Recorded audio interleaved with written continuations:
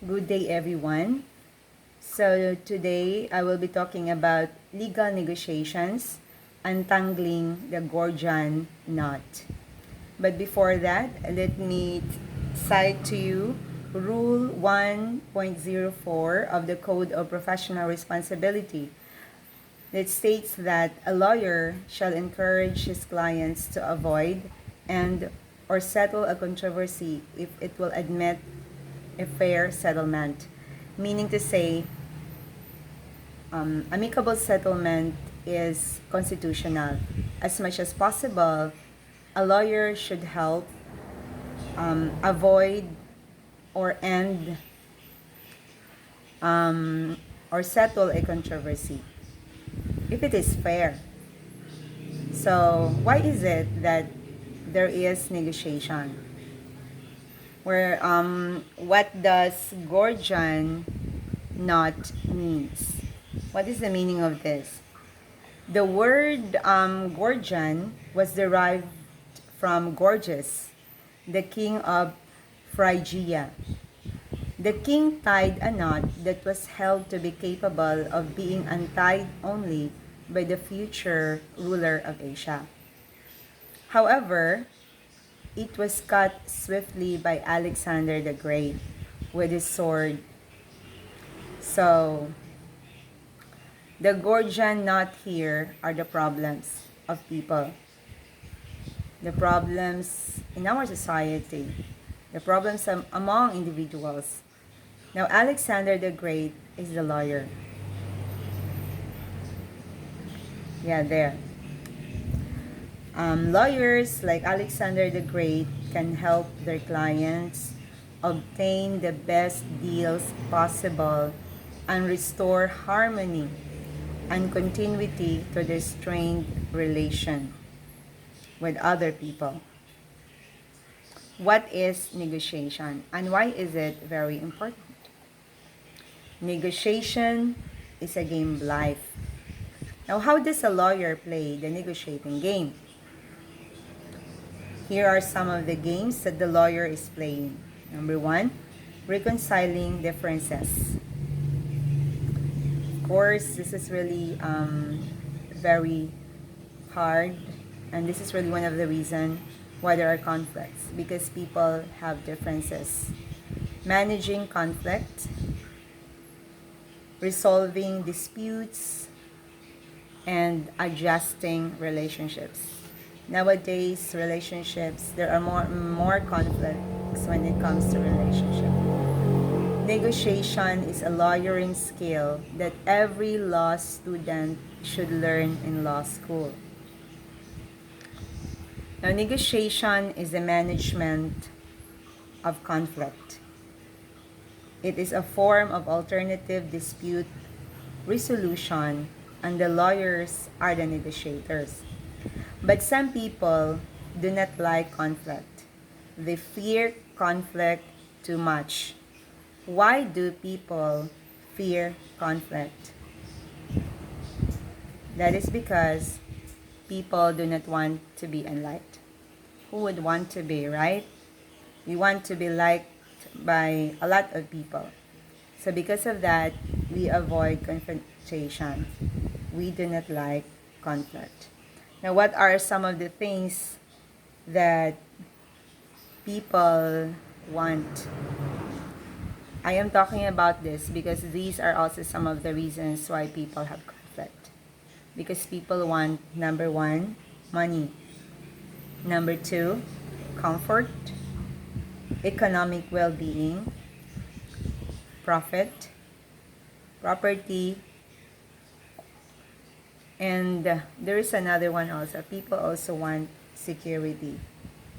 But most of all, maybe I did not write it in here, people want inner peace.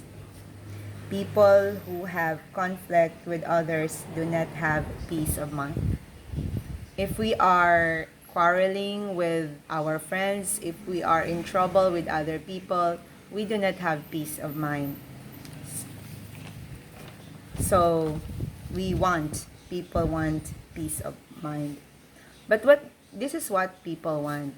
But what do people need? People also need something. Now, an ability to deal with differences. This is what people want. How to deal with differences. It is really hard because, first of all, people have different interests, character, ability, and values. Differences. Differences is one of the reason why couples separates. Differences is one of the reason why some people engage into same-sex relationship. I believe that because men and women are very different with each other. And they do not like to get hurt, people do not like to get angry, and so they just decided, it's a decision actually, to be in the same relationship with the same sex to avoid conflict. Because if it is a man-man relationship, they have the same interests, so the conflict is less. Although there is a little, but there is less. So that is, I guess, one of the reasons also. That's what I think anyway. Now, we need also to understand that negotiations are non-individual decision-making processes. You cannot resolve it on your own. Instead, it involves two or more parties. The people that are involved resolve a dispute. How did they do this? They exchange ideas, arguments, and there are offers. In here, there is a skilled negotiator that can help resolve the dispute. It should be skilled negotiator. Now, according to Leigh Steinberg in his book, Winning with Integrity, effective negotiation is about exhaustive preparation. There is a need for the negotiator to prepare, utter clarity. So everything that they said should be clear. Heartfelt communication. It is really important to communicate with your heart. And you should be sincere. There's a demonstrated desire to fully understand not just your own, but also the need of other party. Today, what people like is win-win negotiation. And it is very famous nowadays. Win-win negotiation. What is it all about? Now, you maximize your win, but do not forget theirs. It's like you get what you want, but you also leave something from them, but yours should be maximum. It's like you get 60%, then they get 40%. It's like that, or 70-30. Sometimes it's better, good, if it's 50-50. Now, a win-win negotiation is a mutual gains bargaining. Actually, you bargain something. I will give you this, and you will also give me that. So it's like that. There's a bargain. It occurs when both parties leave the negotiation table thinking that one party has won and the other party lost. And just let the party who lost think that he lost anyway, or that that he has won the arguments anyway. Now, why are there situations why people control others and the resources? This is really one of the reasons also, because there is no equality in our society. Some people are more powerful than the others, and because of this, they're controlling other people. Why? Why is this happening? Number one, power grows out of someone else's dependency. Just like children are dependent with their parents because they cannot go to school without their parents. They cannot have money without their parents. They cannot eat without their parents. So the parents have the power over their children. Husband and the wife. The wife who is not making money is dependent with the husband. So the husband has the power over the wife. So it's just like that. Number two, understanding what people want is not always simple. This is really very ironic, but then this is true. It's really hard to understand people, and it's really hard to understand what people want. Believe me, it's not that simple. Now here, to gain power, identify what you and other people really desire. What do you really desire? And not only what you desire, what do other people desire? When you can identify that, you can gain power over that person. Now look at the bigger picture. What is the meaning of this? Look at the bigger picture. If you want something, look at the bigger picture. Do I really want this? Do I really need this? Especially in buying things.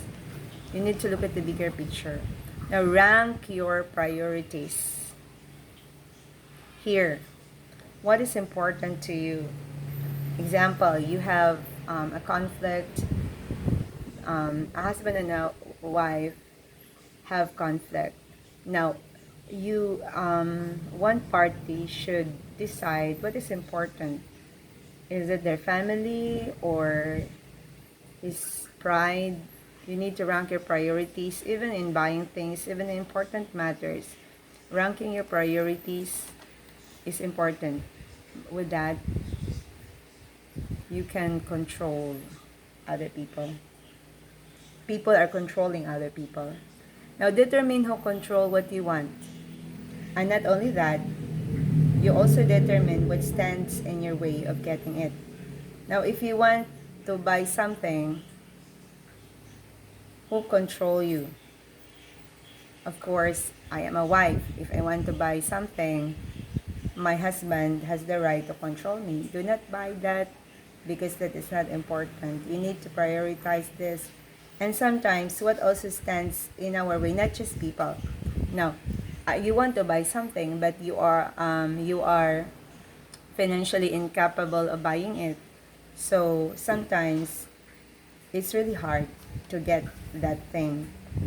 Next is, the last is, identify the resources that you control and the people who want these resources. This is actually true to civil cases, especially kanang mga land case. So, you have a parcel of land, but the problem is you control that parcel of land, but other people also want that parcel of land, or yeah, it is something like that. So, disputes, conflicts happen because of resources.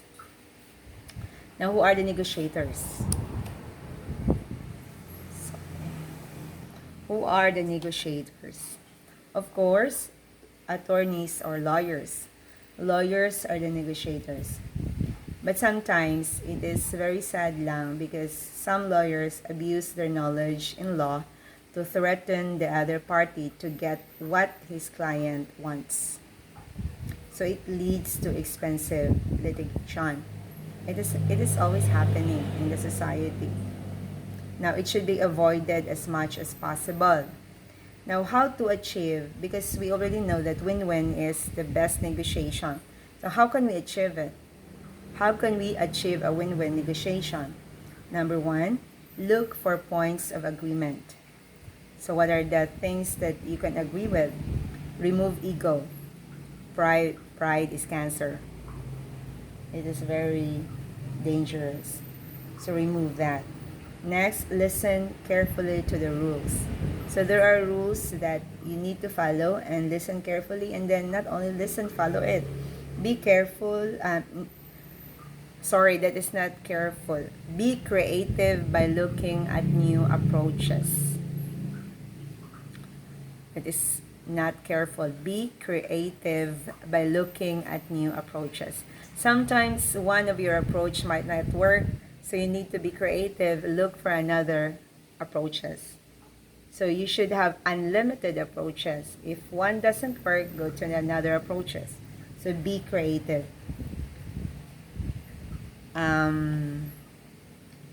Planning before negotiating. Why do we need to plan? Why is it that lawyers need to plan before they negotiate? Preparation. There is where the magic begins. Jerry Spence wrote. And I also believe that practice makes perfect. And experience is the best teacher. Experienced lawyers usually are the best negotiators. I'm not saying that new lawyers are not good, but then when those who practice a lot can really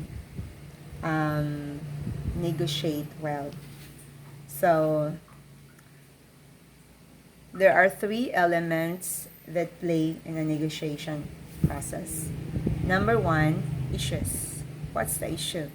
What are the issues? Why is it that there is a conflict? Why is it that there are issues? What are the things that they are quarreling with? Next is positions. The parties stands on the issues. Next, we have interests. It's underlying concerns that would be affected by the resolution. These three elements play important role in negotiation. Look for issues, the positions, and the interests. Information is power. Here, this is very important. Lawyers should get or should maximize or should get all the important information from his client. It must be accurate and reliable. Because if it is not, a lawyer will lose both the trust and respect of the other party. The arguments will lose all validity, and it will be shame to the part of the lawyer. So, as much as possible, all of the information should be accurate and reliable. If you cannot agree or if you have doubt with the statements of your client, so you can ask other people or his near or his friend, people like that. Okay, now when to negotiate. This is the last part of my report. If both parties are willing and able to adjust their differences, a very strong negotiation opportunity exists. But if one side is not willing or not able to adjust their differences, a very poor negotiation exists. It can happen. Not all negotiations are successful. There are negotiations that are poor. So, what will happen next? There is a need for renegotiation. So, renegotiation will be reported by another reporter. So that is all. I hope that you learned something. Thank you and good day.